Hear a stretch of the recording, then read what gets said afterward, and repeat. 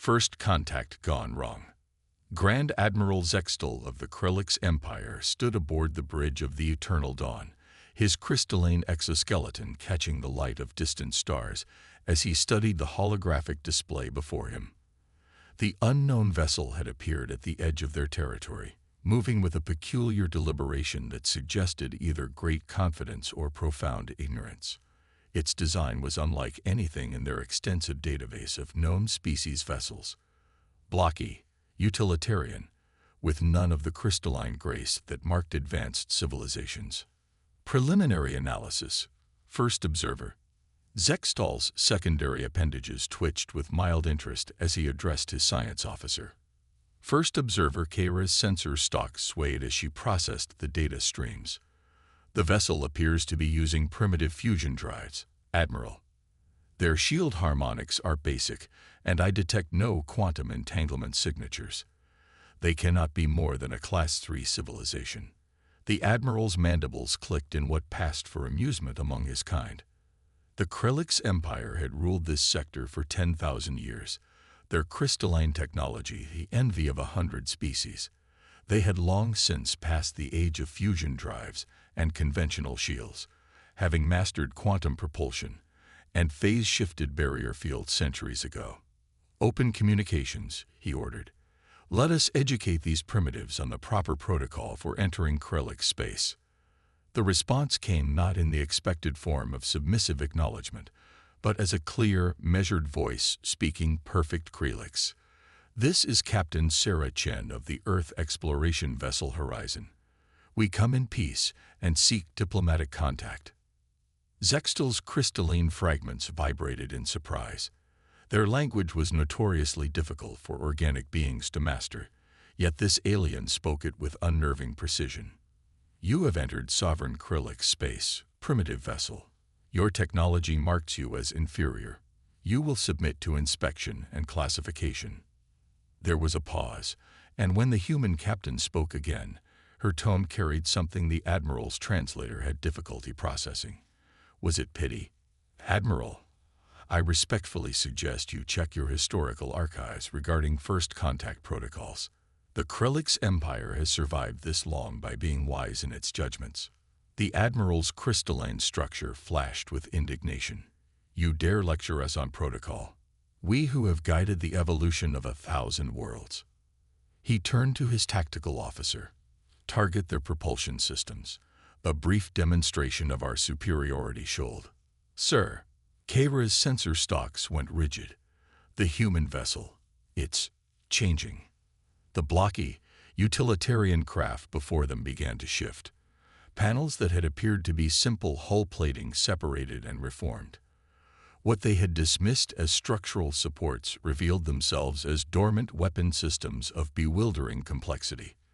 The primitive fusion drive signatures transformed into something their sensors couldn't categorize. Impossible, Kara whispered. The energy readings, they're masking their true capabilities through artificially generated mechanical inefficiencies. This is technology designed to be underestimated. Captain Chen's voice came again, still calm but now carrying an edge of steel. Admiral, we genuinely came seeking peaceful contact.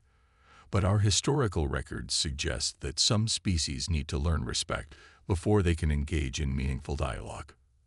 Your targeting systems are currently locked onto what you believe to be our propulsion system. I should inform you that you're actually targeting a carefully crafted decoy.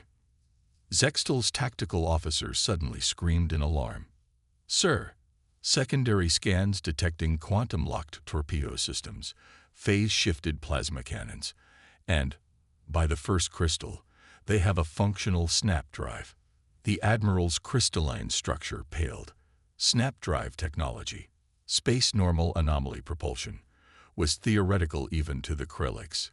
The ability to briefly step outside normal spacetime for tactical advantage was considered impossible by their finest minds. All weapons, target that, Zextal began, but his order was cut short as the human vessel simply vanished. Admiral, Chen's voice came from behind them. Somehow, impossibly, their sensors showed the Horizon had reappeared at their stern, in their blind spot. Let me be clear. Every weapon you can detect is a generation behind what we actually possess. Every weakness you perceive is carefully crafted. We are not here to fight, but we are prepared for any eventuality. Now, shall we discuss diplomatic relations between our peoples like civilized beings? Zextal stood frozen, his tactical mind racing. In all his centuries of service, he had never encountered a species that deliberately disguised their technological advancement, that crafted artificial weaknesses to draw out the true nature of those they met. The implications were staggering. How many other species might be doing the same? How many primitive civilizations were actually testing the Krelix's responses? "Stand down all weapons," he ordered, his voice carrying the weight of sudden understanding.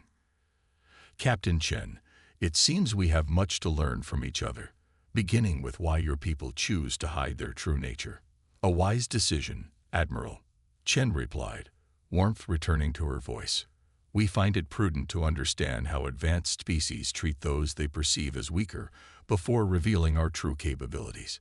It tells us much about their character and readiness for genuine partnership." As the Horizon's systems powered down to their disguised state, Zextal realized that the Krelix Empire's approach to galactic diplomacy would need serious reconsideration. They had just discovered that civilization in the galaxy was far more complex than their crystal-clear hierarchies had led them to believe. The echo of war. 3 cycles had passed since the encounter with the human vessel Horizon, and the Krelix High Council chamber was in an uproar. The massive crystalline dome, usually a place of ordered deliberation, now resonated with competing voices as the latest intelligence reports were discussed. They hide everywhere. Councillor Vexmar's crystalline form pulsed with agitation. What we thought were primitive mining operations in the Carina sector, disguised military installations, those simple merchant vessels, each capable of transformation into a warship. Even their civilian infrastructure contains dormant military capabilities. Grand Admiral Zextal stood silent, watching the holographic display at the center of the chamber. It showed a detailed analysis of human expansion patterns throughout their known space. Not the aggressive push of a conquering species, but rather a careful, measured advance that prioritized defensive depth over territorial gains. The humans call it strategic ambiguity. He finally spoke, his voice cutting through the chaos. Every piece of their technology, every installation, every ship, all designed to appear less advanced than they truly are. They have elevated deception to an art form. The Council's archival master, Calyx, extended her sensor stalks toward the display. "Our deep space observers have detected something more disturbing. The humans are building something in the Arcturus system. Something massive." The hologram shifted, showing grainy long-range scans of what appeared to be a standard human orbital facility. But as the Council watched, overlays appeared showing energy signatures carefully masked beneath layers of seeming inefficiency. "We believe," Calyx continued, "that this is their first major military installation in this sector. They're calling it Project Echo." The fascinating thing about humans, a new voice rang through the chamber, causing crystalline forms to vibrate in surprise, is how deeply we understand the value of restraint. Ambassador Sarah Chen, formerly captain of the Horizon, stood at the chamber's entrance. By council protocol, she shouldn't have been able to enter unannounced, yet here she stood, her presence a reminder of humanity's knack for bypassing supposed impossibilities. "Ambassador," Zextal acknowledged, noting how she had once again demonstrated human capabilities by penetrating their most secure facility. "You speak of restraint, yet your species prepares for war even in times of peace." Chen smiled, walking to the hologram. With a gesture, she expanded the display, showing the true complexity of Project Echo. "Admiral, we prepare for war precisely because we desire peace.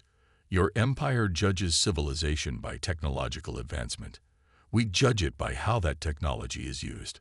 The display shifted again, revealing layers of the facility that the Krelix observers had missed entirely. It wasn't just a military installation. It was a massive defensive network designed to protect not just human space, but Krelix territories as well. Project Echo, Chen explained, is a collaborative defense initiative. We're building it not to contain your empire, but to protect it, and us, from what's coming. The chamber fell silent. Zextol's crystalline structure dimmed slightly. What's coming, Ambassador? 3 years ago, our long-range quantum sensors detected something at the edge of charted space, something that makes our technological differences seem trivial. Chen's expression grew grave. We call them the Void Hunters. They don't seek to conquer or colonize. They consume technology, resources, entire civilizations, all become fuel for their endless expansion. The hologram changed one final time, showing a dark mass moving between stars, leaving dead systems in its wake. The Krillix Council members' crystalline forms pulsed with horror as they processed the implications. This is why we hide our true capabilities, Chen continued. Why we maintain the facade of being less advanced than we are. The Void Hunters target the most visible, most technologically advanced civilizations first. Your empire's beautiful crystalline technology, your openly displayed quantum manipulation capabilities, they make you a prime target. Zextol moved closer to the human ambassador. You knew about this threat when you first contacted us. The Horizon's mission was to assess your civilization's potential as allies, Chen finished. We needed to know if you could adapt, if you could understand the value of subtlety and misdirection. Your response to our apparent primitive status was concerning, but your capacity to learn and change gives us hope. The Krillix Empire does not hide, Councillor Vexmar declared, though his voice carried less certainty than before. Then learn, Chen replied firmly. Not for us, but for your own survival. Your crystalline technology is remarkable, but it's also visible from across the galaxy. The Void Hunters will see you as a beacon, unless we learn to dim our light. Zextol finished, understanding dawning in his crystalline form. To appear less tempting as prey. Chen nodded. Project Echo isn't just a defensive network, it's a school. We're offering to teach you something humanity learned through countless wars and near extinctions. Sometimes the greatest strength lies in appearing weak. The council chamber hummed with tension as the Krillix faced a choice that would reshape their civilization. Their 10,000 years of proud history had never prepared them for the notion that survival might require them to step back into the shadows. Shadows of crystal. The crystalline spires of the Krillix shipyard, eternal light, had always been a testament to their civilization's mastery of quantum engineering, their transparent beauty visible from half a system away. Now those same spires were changing, their brilliant facets dulling under layers of metamaterials as human engineers worked alongside Krillix craftsmen. Grand Admiral Zextol watched from his observation post as the massive form of the Krillix dreadnought Shadow Crystal took shape. The vessel represented everything that had once been anathema to his people, its crystalline core shrouded in dark, light-absorbing materials, its quantum signatures masked behind layers of deliberate inefficiency. Your people adapt quickly, Ambassador Chen observed, standing beside him. Most civilizations struggle more with such fundamental changes to their technology and culture. Zextol's crystalline structure shifted, and what humans had learned was amusement. We have had excellent teachers in the art of deception. Though I must admit, watching our greatest achievements being deliberately hidden still causes discomfort. A holographic display materialized between them, showing the progress of Project Echo throughout the sector.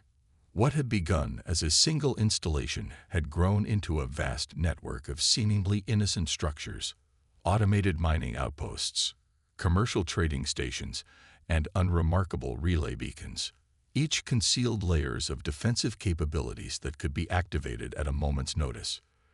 The latest intelligence suggests we have 3 standard years before the Void Hunters reach the outer systems, Chen said, her expression grave.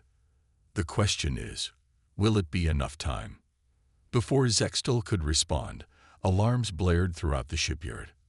First Observer Kara's voice cut through the command channel. Unknown quantum signatures detected at the edge of the Carina Deep. Profile matches Void Hunter scout vessels. They're early, Chen whispered, her face paling slightly. The long-range predictions were wrong. Zextal's crystalline form pulsed with command authority. Initiate protocol darkness. All stations, execute immediate signature masking. Ambassador, I suggest. Already done, Chen interrupted, and Zextal noticed that the human's uniform had somehow shifted, its previously simple appearance revealing subtle layers of advanced technology. The Earth Fleet contingent is implementing emergency protocols. All ships are going dark. They watched as the massive shipyard transformed. Crystalline structures that had defined Krellick's architecture for millennia seemed to melt into the background of space. The partially completed Shadow Crystal, along with dozens of other vessels, activated their newly installed masking systems.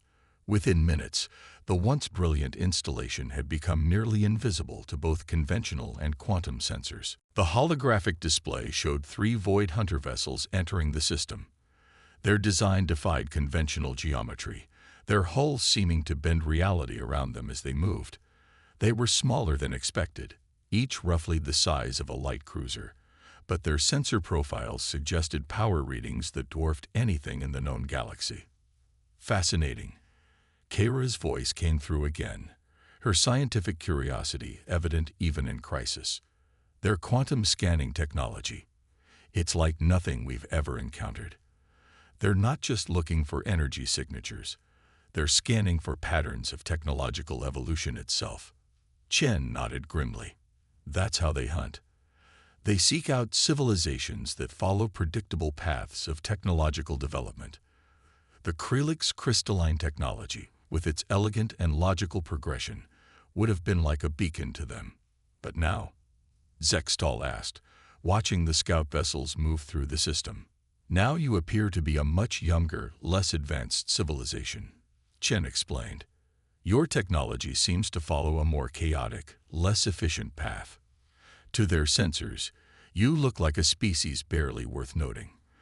Perhaps even one that failed to achieve its potential.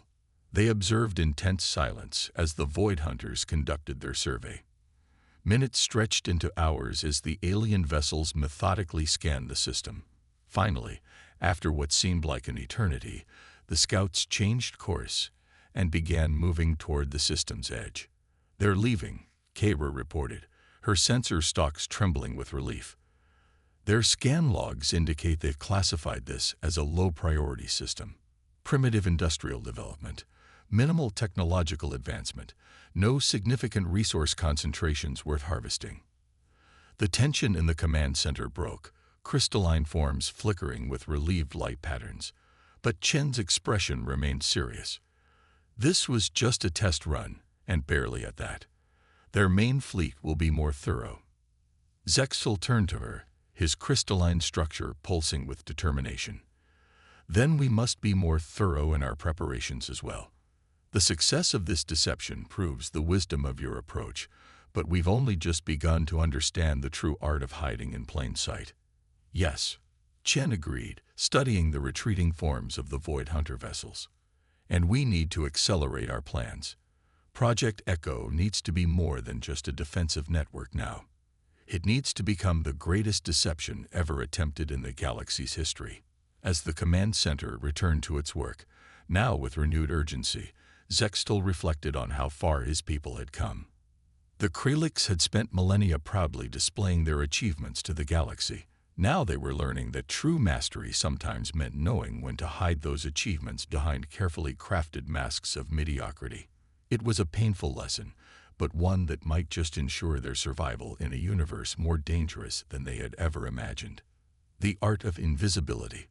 The holographic war room deep within Project Echo's central facility had become the nerve center of the most ambitious military deception in galactic history. Maps of thousands of star systems filled the space, each marked with careful annotations about technological signatures, resource concentrations, and strategic value.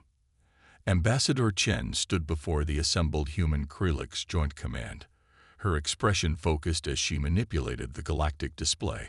The Void Hunter's scout vessels have followed exactly the pattern we predicted. They're systematically categorizing systems based on technological advancement and resource wealth. Grand Admiral Zextal moved through the holographic stars, his crystalline form now permanently tuned to emit minimal quantum signatures. They classified 80% of Krellick space as developmentally stagnant or failed potential. Our deception is working, but it won't be enough, finished Fleet Commander Maya Santos, the human military liaison to the Krellicks. She gestured, and the display shifted to show the predicted path of the main Void Hunter fleet. Their primary force will conduct much deeper scans. We need to go beyond hiding. We need to actively mislead them. The assembled officers watched as Commander Santos brought up detailed scans of the Void Hunter's scout vessels. Thanks to the Krellick's advanced sensor technology, we've learned something crucial about our enemy. They don't just hunt advanced civilizations, they hunt predictable ones. Their entire strategy relies on being able to anticipate how a species will develop and deploy their technology. First observer Keira's sensor stalks quivered with excitement as she added to the analysis. This is why human technology confused their scans so effectively. Your deliberate inefficiencies and apparent technological regression don't fit any standard development pattern. You appear to be evolving randomly, almost chaotically. Exactly, Chen nodded. And now we're going to apply that principle on a galactic scale. Operation Labyrinth is ready to begin. The holographic display transformed, showing hundreds of new installations throughout both human and Krellick space. Some appeared to be failed colonies, others abandoned mining operations.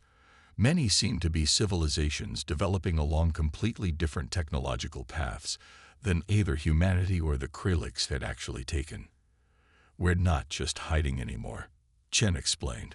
We're creating false trails, dummy civilizations that appear to be developing along predictable paths, perfect targets for the Void Hunters. Each one is rigged with specialized weapons and defenses that will only reveal themselves when the enemy commits to an attack.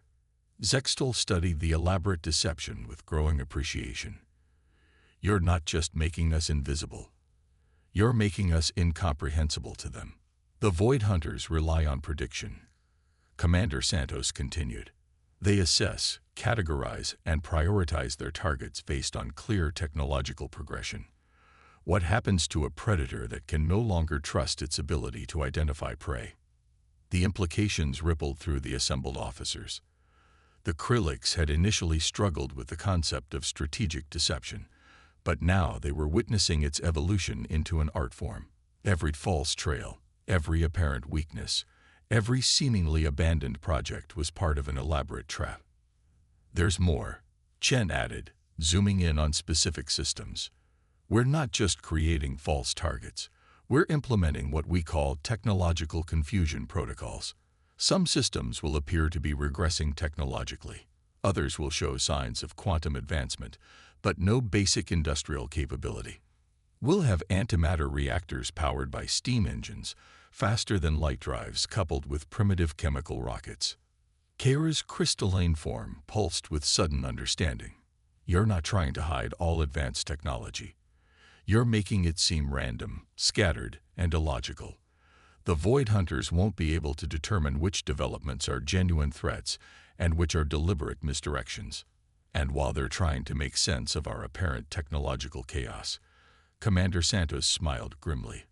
The real fleet will be waiting. Every confused scan, every wasted attack on a dummy target, every moment they spend trying to understand our bizarre development patterns brings us closer to spring our true trap. The display shifted one final time, showing the true extent of Project Echo. What had appeared to be a defensive network was actually an elaborate web of strike capabilities, hidden within the very confusion they were creating.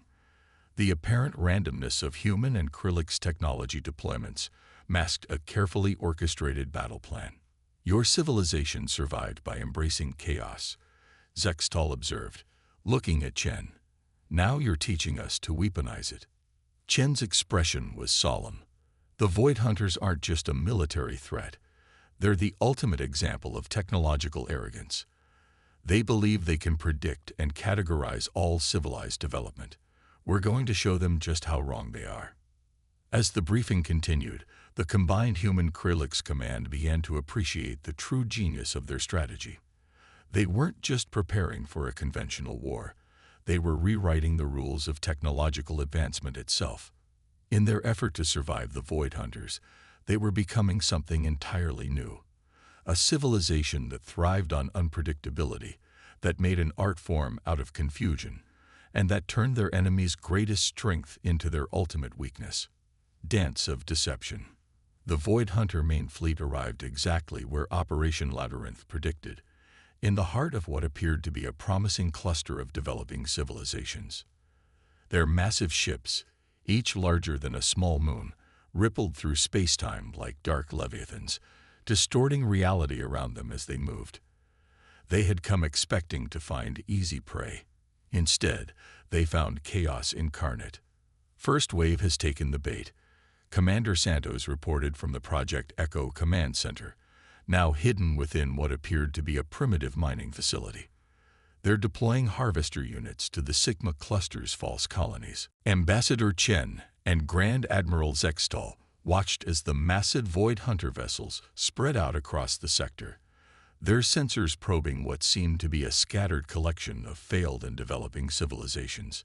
Each scan revealed a different technological anomaly, a unique puzzle that defied conventional analysis. Fascinating, Kara observed from her sensor station, her crystalline form vibrating with contained excitement. Their adaptive algorithms are attempting to establish patterns, but our technological chaos is forcing them to constantly recalibrate. They can't form a coherent threat assessment. The first sign that the Void Hunters had lost their legendary confidence came when their formation began to show signs of hesitation. Their usual methodical harvest pattern broke down as they encountered system after system that defied categorization. A colony using quantum communications but still relying on chemical rockets. A mining operation with antimatter reactors powered by primitive solar cells. Each discovery forced them to adapt their tactics, spreading their forces thinner as they tried to understand the bizarre technological landscape before them. They're reaching the breaking point, Chen noted, watching the enemy fleet's increasingly erratic movements. Time for Phase 2. Admiral. Zextal's crystalline structure pulsed with command authority. Execute Operation Shadow Dance. Throughout the sector, seemingly abandoned installations suddenly came to life. What had appeared to be failed colonies revealed themselves as sophisticated weapon platforms. Primitive mining operations transformed into state-of-the-art military bases.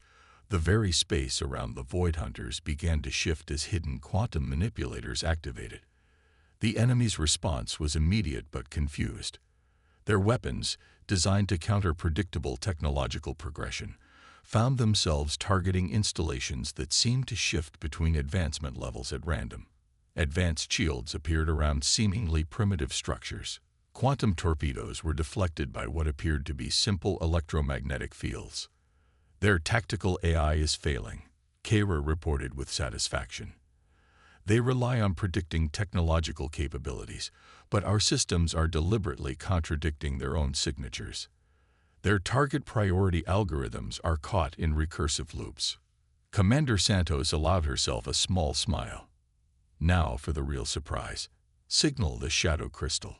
The pride of the new Krillix fleet, the Shadow Crystal, dropped its elaborate camouflage. The massive dreadnought had been hiding in plain sight, disguised as a cluster of space debris. Its crystalline core, once hidden behind layers of masking technology, now pulsed with power that even the Void Hunters couldn't ignore. But it wasn't just a display of force. The Shadow Crystal began broadcasting on all frequencies, transmitting tactical data that was deliberately contradictory. Its weapons appeared primitive one moment and impossibly advanced the next. Its drive signatures suggested it was simultaneously in multiple stages of technological development. The ultimate confusion weapon, Chen explained as the Void Hunters struggled to respond. Every scan they perform gives them different results. They can't determine if we're a serious threat or technological adolescence. Their entire tactical doctrine is based on being able to categorize and predict their opponent's capabilities. The Void Hunter fleet's formation had completely broken down now. Some ships advanced aggressively, treating everything as a maximum threat. Others held back, their sensors overwhelmed by the contradictory data. Their legendary coordination had been shattered by the impossibility of predicting what they faced. Now, Zextal commanded, his voice carrying the weight of centuries of military tradition, transformed by human innovation. Spring the trap. Project Echo revealed its true nature at last. What had appeared to be random, scattered developments across the sector suddenly moved with perfect coordination. Primitive weapons platforms fired advanced quantum torpedoes. Simple communication relays generated complex gravity fields.